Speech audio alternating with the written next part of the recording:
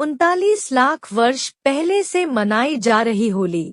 इन 5 कथाओं से मिलता है साक्ष्य। हिंदू पंचांग के अनुसार होली फाल्गुन मास की पूर्णिमा को मनाया जाने वाला रंगोत्सव है। इस तरह यह पर्व भी है और त्योहार भी। क्या आप सोच सकते हैं कि यह त्योहार सतयुग से निरंतर मनाया जाता रहा है, करीब 39 लाख वर्ष पहले? जी हाँ, यानी रामकृष्ण के काल से भी पहले सतयुग से मनाई जा रही है एक युग जिसके साथ प्राय सब कुछ खत्म हो जाता है। होली उसे पार कर भी दूसरे युगों में प्रवेश करते हुए कलयुग में भी न सिर्फ हमारी खुशियों का कारण है, बल्कि यह संदेश देने में भी सक्षम है कि हर बुराई का अंत निश्चित है। तो हम आपको बताएंगे कि होली कब से मनाई जाती है इन 5 कहानियों के माध्यम से। सतयुग की है सबसे पुरानी और प्रचलित कथा। ज्योतिषाचार्यों के अनुसार त्रिदेव इस सृष्टि का संचालन करते हैं। ब्रह्मा सृजक हैं, विष्णु पालनहार तो शिव संहारक। इसके साथ ही विष्णु संतुलन बनाए रखने के लिए भी समय समय पर अवतार लेते रहते हैं। गरुड़ पुराण में भगवान विष्णु के 10 अवतारों का जिक्र है। सतयुग में उन्होंने मत्स्य, हयग्रीव, कूर्म, वारा और नृसिंह अवतार लिया। तो त्रेता में वामन, परशुराम और श्रीराम का, द्वापर में वह श्री कृष्ण रूप में भक्तों के बीच आए। कलयुग में वह कल्कि अवतार लेंगे।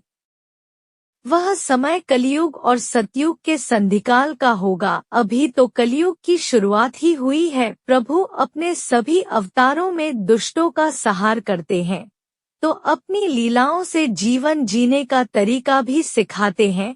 होली का त्योहार भी कुछ ऐसा ही है, जिसका आरंभ सतयुग में भगवान के नृसिंह अवतार के समय हुआ। क्या है सबसे प्रचलित कथा? सतयुग में एक अति पराक्रमी दैत्य राजा था, हिरण्यकश्यप। हिरण्यकश्यप के भाई हिरण्याक्ष का भगवान विष्णु ने वराह अवतार लेकर वध किया था। इस कारण हिरण्यकश्यप उन्हें दुश्मन मानता था। हिरण्यकश्यप का विवाह कयाधु से हुआ, जिससे उसे प्रहलाद नामक पुत्र की प्राप्ति हुई। हिरण्यकश्यप ने मनचाहे वरदान के लिए ब्रह्मा की तपस्या शुरू की। इस दौरान देवताओं ने उसकी नगरी पर आक्रमण कर दिया और वहां अपना शासन स्थापित कर लिया। उस समय देवर्षि नारद मुनि ने कयाधु की रक्षा की और अपने आश्रम में स्थान दिया। वहीं पर हिरण्यकश्यप के पुत्र प्रहलाद का जन्म हुआ। देवर्षि नारद मुनि की संगत में रहने के कारण प्रहलाद भगवान विष्णु का भक्त बन गया। उधर कई वर्षों तक तपस्या के बाद हिरण्यकश्यप को ब्रह्मा ने दर्शन दिए। हिरण्यकश्यप ने वरदान मांगा कि मेरी मृत्यु मनुष्य या पशु के हाथों न हो, न किसी अस्त्र शस्त्र से, न दिन व रात में, न भवन के बाहर और न ही अंदर, न भूमि न आकाश में हो, मेरी मृत्यु हो। कुल मिलाकर अपनी समझ में उसने अमरता का वरदान मांगा। ब्रह्मा ने उसे यह वरदान दे दिया, किंतु इसके बाद वह निरंकुश हो गया। वह ऋषि मुनियों की हत्या करवाने लगा और स्वयं को भगवान घोषित कर दिया, किंतु स्वयं उसका पुत्र प्रहलाद विष्णु भक्ति में लीन रहता। यह बात हिरण्यकश्यप को पता चली तो वह गुस्से से फट पड़ा। बार बार समझाने के बाद भी प्रहलाद ने जिद नहीं छोड़ी तो उसने उसे मारने का फैसला कर लिया। अब शुरू होती है होलिका की कहानी। हिरण्यकश्यप की एक बहन थी होलिका। होलिका को भी भगवान ब्रह्मा से एक वरदान मिला था, यह कि उसे अग्नि नहीं जला सकती। हिरण्यकश्यप ने होलिका को कहा कि वह प्रहलाद को अपनी गोद में लेकर अग्नि में बैठ जाए, ताकि प्रहलाद भाग न सके और वह उसी अग्नि में जलकर खाक हो जाए। होलिका ने किया तो ऐसा ही, किंतु वह खुद भस्म हो गई और प्रहलाद बच गया। कहा जाता है कि होलिका के एक वस्त्र में न जलने की शक्तियां समाहित थीं, किंतु भगवान विष्णु की कृपा से चली तेज आंधी से वह वस्त्र होलिका से हटकर प्रहलाद के शरीर से लिपट गया था। होलिका के जलने और प्रहलाद के बच जाने पर नगरवासियों ने उत्सव मनाया, जिसे छोटी होली के रूप में भी जानते हैं। इसके बाद जब यह बात फैली तो विष्णु भक्तों ने अगले दिन और भी भव्य तरीके से उत्सव मनाया। होलिका से जुड़ा होने के कारण आगे इस उत्सव का नाम ही होली पड़ गया। उधर हिरण्यकश्यप ने प्रहलाद को मारने के लिए उसे एक खंभे में बांध दिया। वह प्रहलाद को मारने ही वाला था कि भगवान विष्णु खंभा फाड़कर नरसिंह अवतार में प्रकट हुए। उन्होंने हिरण्यकश्यप को उसके भवन की चौखट पर ले जाकर संध्या के समय अपने गोद में रखकर नाखूनों की सहायता से उसका वध कर दिया। इस तरह ब्रह्मा का वरदान भी नहीं टूटा और अत्याचारी का अंत हो गया। भगवान को भक्त प्रहलाद को उसका उत्तराधिकारी बना दिया। भगवान शिव और कामदेव की कथा।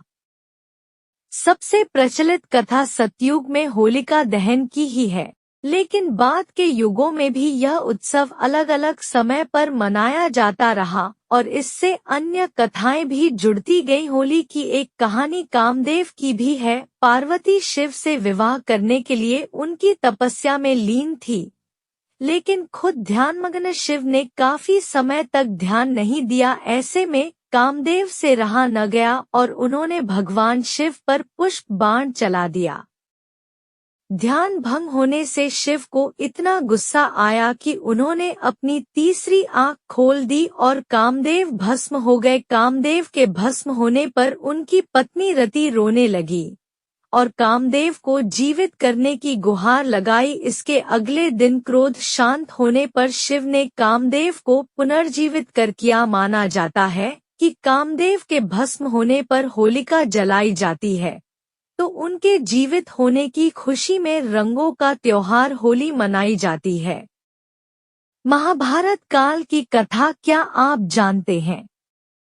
महाभारत काल यानी द्वापर में युधिष्ठिर को प्रभु श्री कृष्ण ने एक कहानी सुनाई। एक बार श्रीराम के पूर्वज रघु के शासन में एक असुर महिला थी। उसे कोई नहीं मार सकता था, क्योंकि उसे एक वरदान था। एक दिन गुरु वशिष्ठ ने बताया कि उसे मारा जा सकता है यदि बच्चे अपने हाथों में लकड़ी के छोटे टुकड़े लेकर शहर के बाहरी इलाके के पास चले जाएं और सूखी घास के साथ उनका ढेर लगाकर जला दे, फिर उसके चारों ओर परिक्रमा करें, नृत्य करें, ताली बजाएं, गाना गाएं और नगाड़े बजाएं। फिर ऐसा ही किया गया और वह असुर मारी गई। कहा जाता है कि इसके बाद से बुराई पर जीत के प्रतीक के रूप में होली मनाई जाती है। होली और पूतना से क्या रिश्ता? होली सबसे अधिक प्रसिद्ध हुई द्वापर युग यानी श्री कृष्ण के युग में। पौराणिक कथा के अनुसार कंस को पता चला कि श्री कृष्ण गोकुल में हैं, लेकिन यह नहीं पता था होती ही पूतना के प्राण खींच लिए। पूतना के वध पर खुशियां मनाई गई और यह एक कहानी भी होली से जुड़ गई। होली का क्या है महत्व?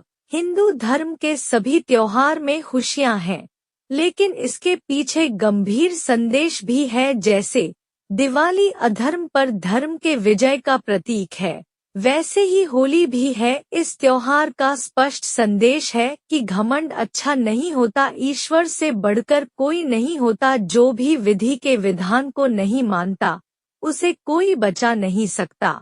जैसे होलिका या हिरण्यकश्यप वरदान के बावजूद भी मारे गए। ऐसी ही वीडियो के लिए चैनल को सब्सक्राइब करें, रोजाना मिलेगी नई जानकारी।